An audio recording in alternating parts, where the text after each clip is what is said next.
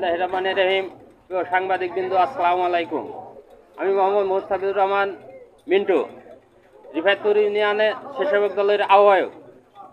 আপনারা ইতিমধ্যে জেনেছেন, গত 12 তারিখে আনুমানিক রাত 2টার পরে আকরামুল হক পিতা মোহাম্মদ আশরাফ আলী, গ্রাম হাসানপুর, দৌলতপুর, কুষ্টিয়া, তার নিজ বাড়িতে চোর ঢুকেছে এবং ডাক ও চিৎকারে এলাকাবাসী হাজির হয়। এমতো অবস্থায় চিৎকারে আমিও সেখানে গেলাম। দেখি এলাকাবাসী পাশে গ্রামে রনি নামে একজনকে চুরি করা অবস্থায় আটক করেছে।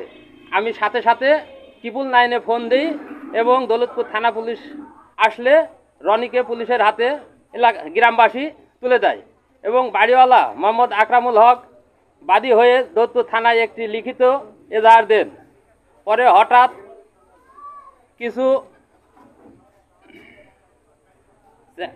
কিছু মিডিয়ায় আমার নামে চাঁদাবাজ বলে সংবাদ প্রচার করে, যা সম্পূর্ণ মিথ্যা ও ভিত্তিহীন। একটি বিষয় জানিয়ে রাখি, রনি 2022 সালে 18 জুন পুলিশের পোশাক সহ প্রতারণা মামলায় কুষ্টিয়া র্যাবের হাতে আটক হয়। এছাড়া 28 মে 2023 সালে অপহরণ প্রতারণা মামলায় আটক হয় রনি নামে দৌলতপুর থানাসহ বিভিন্ন থানায় 4টিরও অধিক অপহরণ এবং প্রতারণা মামলা রয়েছে। রনি একজন এলাকার চিহ্নিত চোর ও প্রতারক।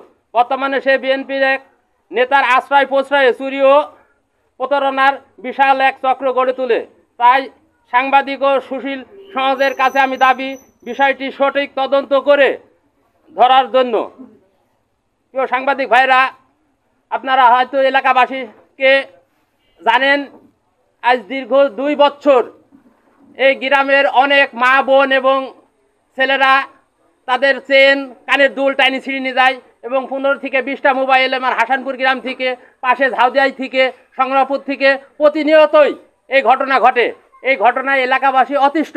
কিন্তু এই চোর চক্রকে হাতে নাতে ধরার পরেও একটি কুচক্রী মহল আমার বিরুদ্ধে ষড়যন্ত্রমূলক যে মিথ্যা অপপ্রচার চালিয়ে আমাকে রাজনৈতিকভাবে হীনতা করার জন্য যে চক্রান্ত করেছে, আমি মিডিয়া ভাইদের প্রতি বলি, আপনারা সুষ্ঠু তদন্ত করে সুষ্ঠু ইটা তুলে ধরেন এবং আমি যদি এর সাথে সংশ্লিষ্ট থাকি অবশ্যই এবার বিচার হবে। আর সে যদি চোর হয় অবশ্যই তারও বিচার। আমি এই মিডিয়া ভাইদের প্রতি দৃষ্টি আকর্ষণ করছি, তারা সঠিক তথ্যটা তুলে ধরেন। আপনি গ্রামে যান, উনি দিছে রাত 11টার সময় হরিণগাছি থেকে তাকে তুলে নিয়ে এসে সারা রাত নির্যাতন করেছি।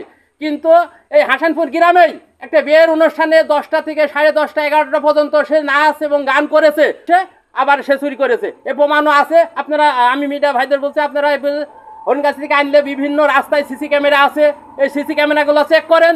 যদি আমি বা আমার লোকজন যদি তুলে নিয়ে আসে, অবশ্যই সেই সিসি ক্যামেরায় থাকবে ফুটেজ এবং আমি এই ফুটেজগুলো আমি প্রশাসনিকভাবে করতে চাচ্ছি, তো তারা এইগুলো করুক। যদি হলে পারে সে একা আসে বা কোন রাস্তা দিয়ে আসে, সমস্ত তথ্যপাত্র তারা হাজির করে নিয়ে যদি আমার বিরুদ্ধে অপপ্রচার যে চালাচ্ছে, এটার বিরুদ্ধে আমি তীব্র নিন্দা ও প্রতিবাদ জানাচ্ছি।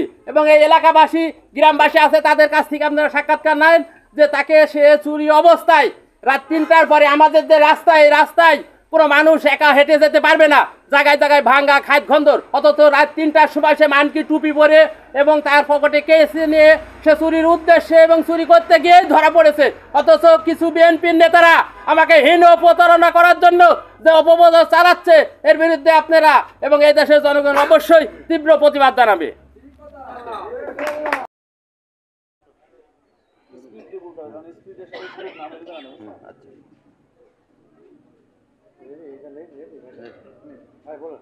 সাংবাদিক ভাইয়েরা, আপনারা হয়তো ইতিমধ্যেই অবগত আছেন, একটি চোরকে ধরিয়ে দেওয়ার জন্য, চোরকে পাঠানোর জন্য আমাদের বিরুদ্ধে এবং হাসানপুর গ্রামবাসী 5 থেকে আমাকে 1 নম্বর সহ 5-6 জনের বিরুদ্ধে তারা একটি মিথ্যা মামলা করেছে। আসলে একটি চোরকে ধরানোর জন্য, যদি একটা চোর মারার জন্য বা করার জন্য যদি হয়, তাহলে আমি এর তীব্র নিন্দা ও প্রতিবাদ জানাচ্ছি এবং আপনারা প্রকৃত সত্যটা তুলে ধরবেন যে এই মিথ্যা মামলাকে অব্যাহতি দেওয়া।